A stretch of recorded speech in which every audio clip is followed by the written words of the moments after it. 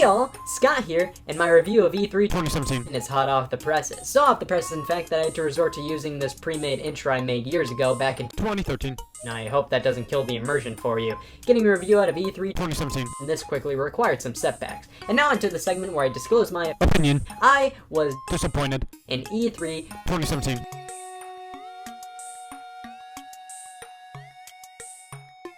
There was a lot riding on every company at E3 2017. Microsoft had to prove the worth of Project Scorpio, Sony had to prove that the aging PS4 could combat whatever Microsoft had to show, and Nintendo had to justify the millions of purchased Nintendo Switches, plus convince more people that it's totally worth it. We're going to be taking a look at the press conferences of E3 2017. I know that all the companies revealed some things before and after their showcases, but let's keep it simple and point and laugh at the big stuff. The first conference of E3 2017 was EA's on Saturday, June 10th.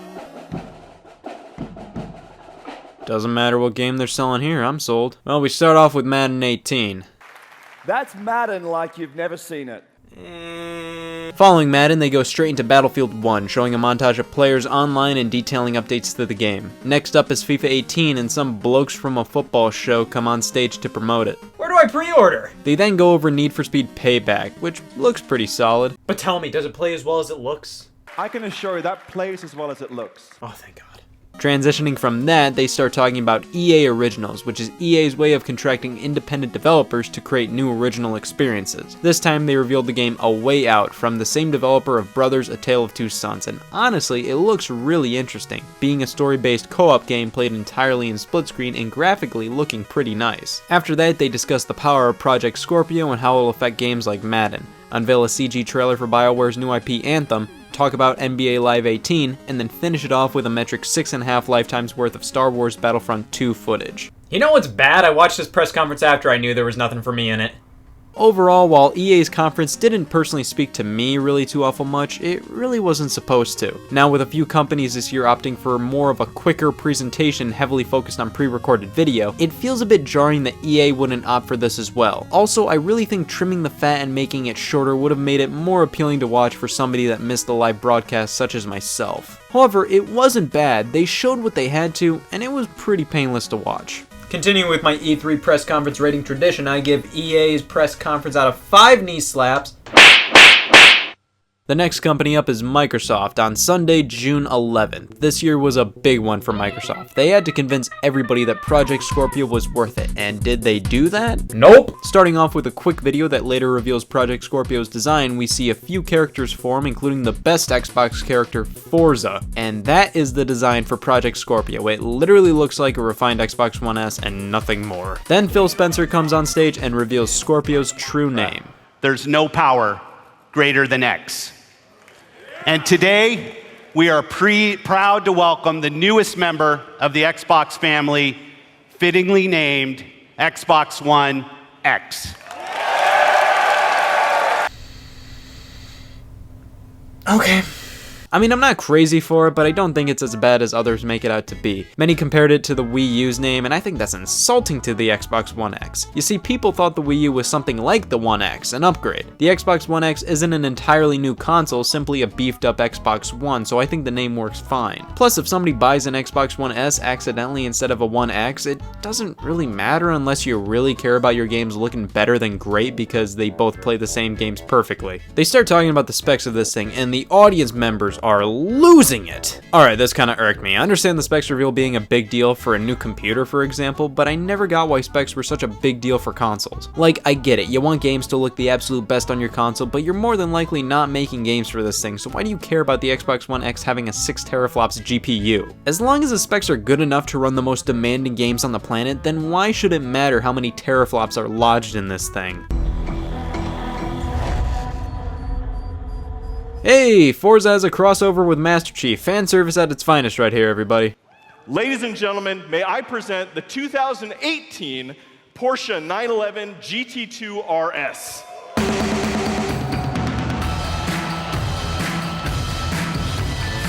Anybody else have the sudden urge to buy an Xbox One X? Metro Exodus is revealed and that gameplay was fake. The setting looked cool, but yeah, fake. Assassin's Creed Origins is up next, and as a not fan of the Assassin's Creed games, as in I haven't really played them, this looks pretty intriguing. I might might give it a shot. PlayerUnknown's Battlegrounds is revealed to be exclusive to the Xbox One. That's pretty cool. Never mind, it's a launch exclusive. That kills a lot of my interest in playing it on the Xbox. Deep Rock Galactic, an interesting graphical style for sure. It's also only a launch exclusive, which is kind of annoying, but whatever. More guns though. After Metro and Battlegrounds, this is getting a little old. And now, State of Decay 2. I loved State of Decay on Xbox 360, so this is definitely on my radar. My god, this trailer was too long. I have a few problems with this trailer. State of Decay 2 isn't the prettiest game out there. Its animations and characters all have a solid amount of jank. That's fine though, as the game isn't really about the story or characters, more so on the survival and exploration aspects. The trailer gives off kind of a Days Gone Last of Us vibe, where they're trying to be super serious and it just doesn't work well when the game doesn't look like those games graphically. The game really isn't about story anyways. Trim the trailer down to 2 minutes or use all this time for a gameplay demo. And look, more guns! For God's sake, Microsoft, we get it, the Second Amendment happened, it's cool, but get over it. I know all these games are totally different, but it's so many games in a row that have the same mechanic. And I know that makes me sound really anything that's not made by Nintendo is bullshit. But they should have shaken up the game trailer so then a string of games whose main mechanic isn't shooting doesn't happen. Whatever this game is, I couldn't care less. It doesn't have a live announcer screaming. Minecraft gets a handful of showtime. I'm not personally interested, and I think this could have all been condensed into a short trailer, but instead, 2 trailers and a whole speaker. Dragon Ball FighterZ looks really, really good. Like, really, really, really good. I'm not a Dragon Ball guy, but this game looks perfect for what it is visually, and it honestly looks really fun. Another launch exclusive. This is getting annoying considering how many actual exclusives have been shown off.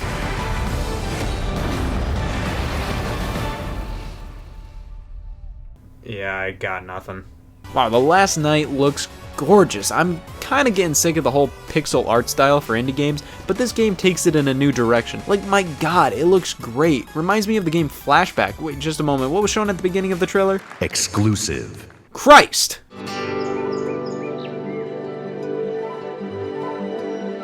Looks like Microsoft's getting artsy on us. Alright, cool. Wait, what was at the beginning again? Exclusive. CodeVein, I totally forgot this was in the conference. I have no clue what I was doing during this portion, and thus, I got nothing. Sea of Thieves gets an extended gameplay demo, and my god, this game still isn't out yet. It looks cool and really fun, turning a lot of pirate tropes into gameplay mechanics like riddles to find treasure and ship battles, but I really think they showed this game off too early. We've been seeing this game at E3 for years now. I liked the gameplay, but I thought it went on for too long. Exclusive. Alright, hate to break it to you, Microsoft, but I don't think launch exclusives excite anybody. They're more so an annoyance to people on other platforms and to people on your platform. If they were interested in the game, they would have bought the game regardless of it being a launch exclusive or multi-platform. TACOMA, what the hell was that? No, seriously, I feel like indie game trailers at Microsoft press conferences do the worst job at telling you what their game is like. Like, remember the trailer for Inside last year? What was that? Hey, Conquer!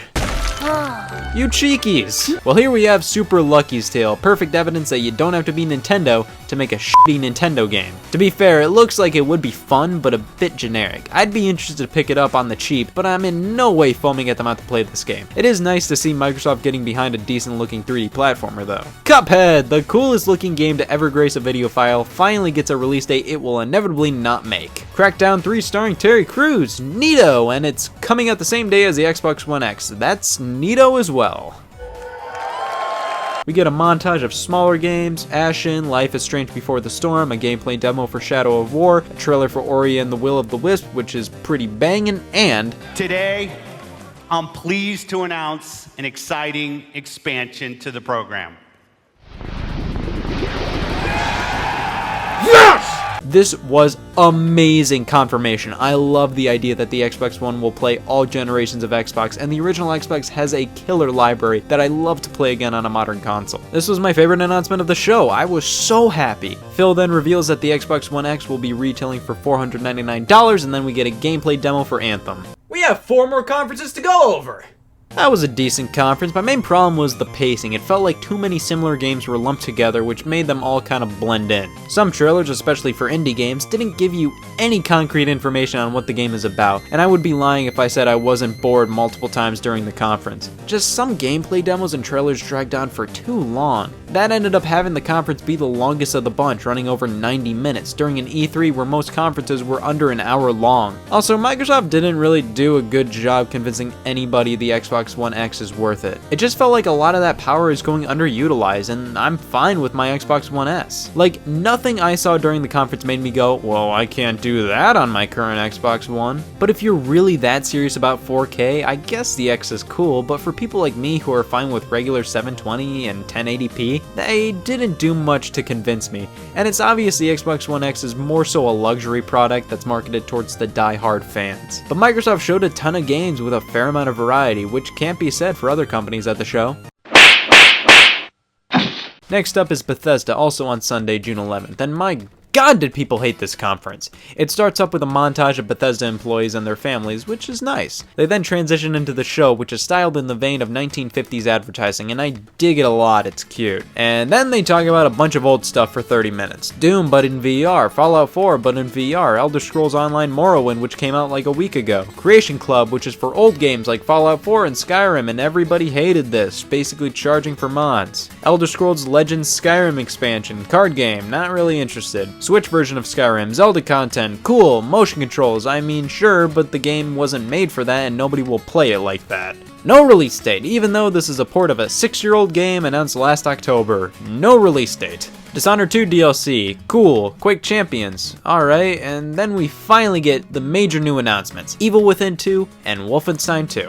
That's it. Overall, I didn't really hate this conference like others. I thought it was alright, it's just that they barely announced anything new. Really, only 2 big things were announced, and they were at the very tail end of the conference. I think the reason I didn't hate this thing was because it was really quick and painless, and it also helps that I think the final 2 game announcements were pretty good. Alas, they didn't do a good job of letting us know what's to come in 2018, and next E3 they better bring out more new games and stop relying so heavily on 6-year-old ones.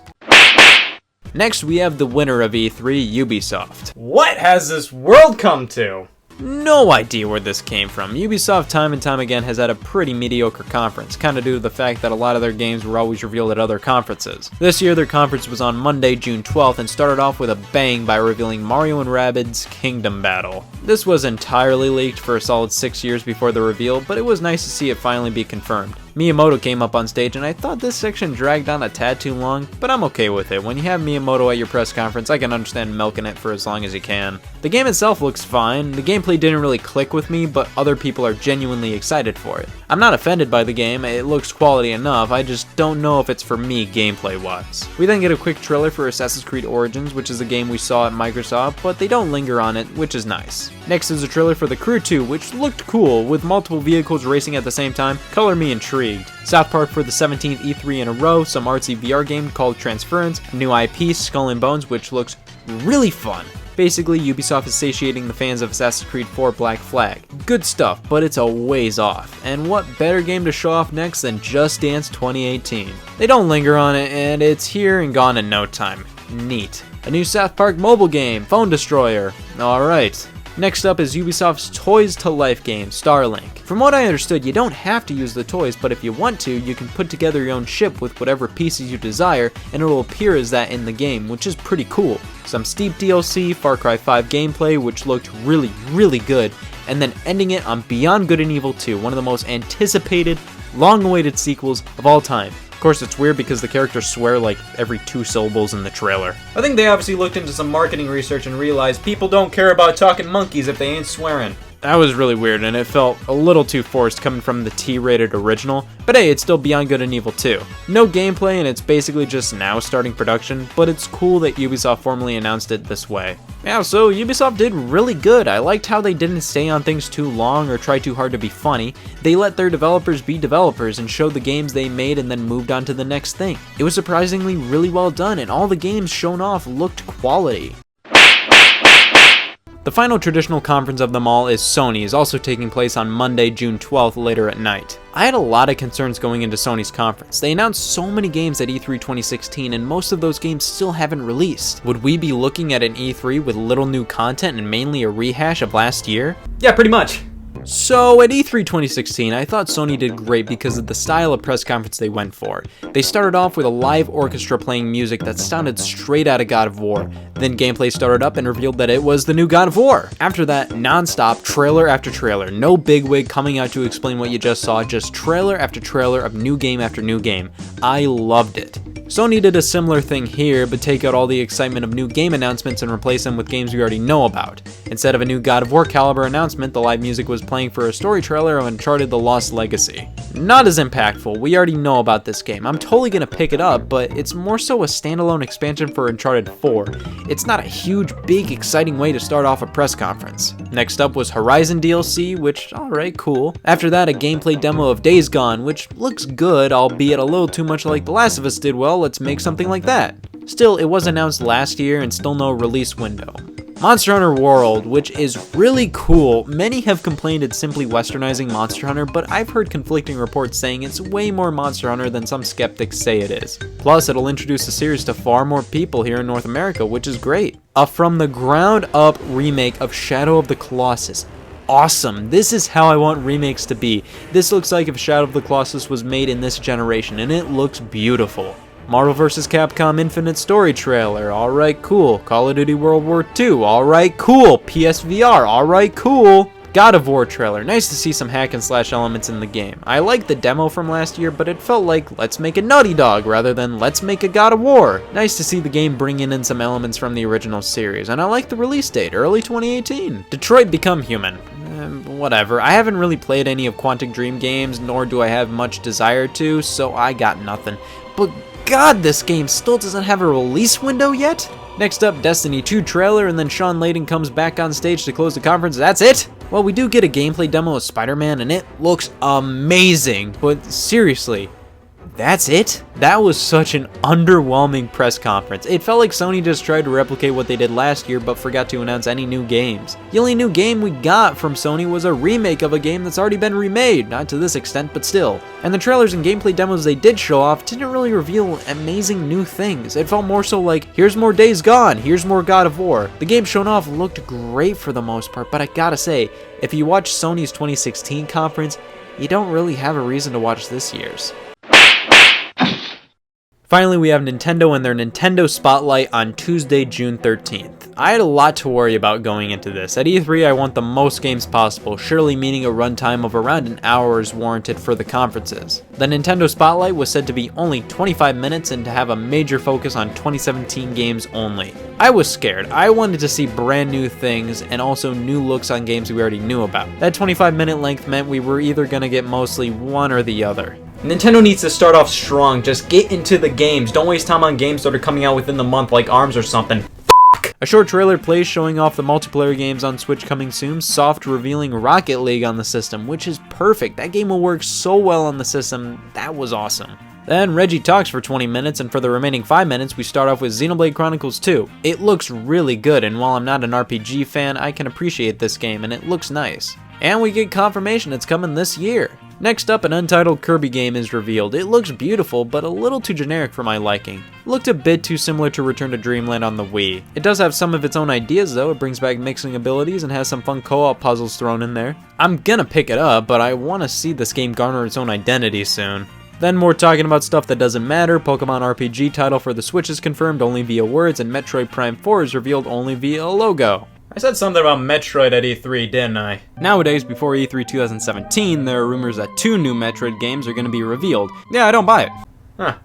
Listen, these are amazing announcements and I'm excited to see what comes of them, but I would have liked to see at least some concept art or something from these games. Alas, these are 2 highly anticipated titles that are obviously very early in production, so just mentioning that they're in the works is enough, I guess. Yoshi! Looks weird. I like the world's art style, but why is Yoshi just a regular Yoshi? But he has a weird texture, like he's a plush or something, but doesn't look the part. I hope the Yoshi is just a temp model, and I think that's the case. Hopefully he's replaced with a papercraft version or something to go with the art style that would fit better. I like that it's a 2D platformer where you can go forward and backwards. It reminds me of Bug on the Sega Saturn. The flip mechanic is neat and is used really creatively. I highly recommend watching the gameplay on Treehouse Live. Art style needs a bit of a tweaking, but overall looks good. Next up is Fire Emblem Warriors. You see, I'm not a Fire Emblem guy and also didn't really get into Hyrule Warriors, so this game doesn't really interest me. However, I think it's really lame that they're only using characters from the latest entries in the series and the first few entries. Why not the entire series? That's just kind of a slap in the face to longtime fans. Zelda DLC is next, and oh my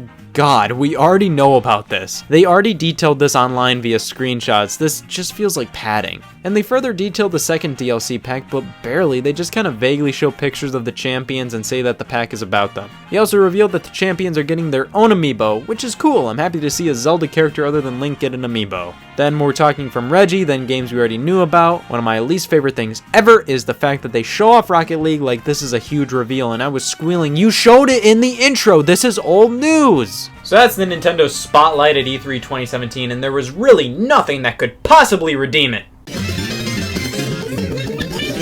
Nintendo wins!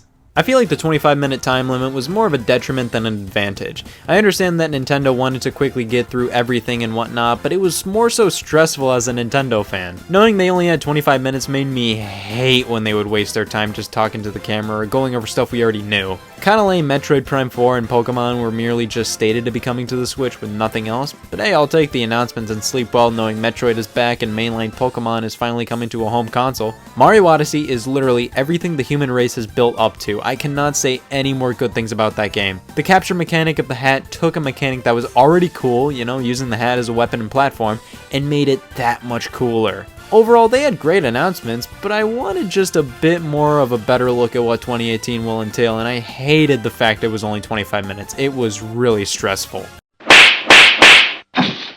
So overall, E3 2017 was pretty disappointing. There simply wasn't a ton of new stuff announced this year to really get me excited. It was mainly just showing off stuff we already knew was coming. Don't get me wrong, a lot of premium high quality games were shown off, but they were the same games shown off last year, or even the year before that, and in some cases, the year before that. Not every E3 is a winner, and this one wasn't bad, but pretty underwhelming. So overall, I give E3 2017 a...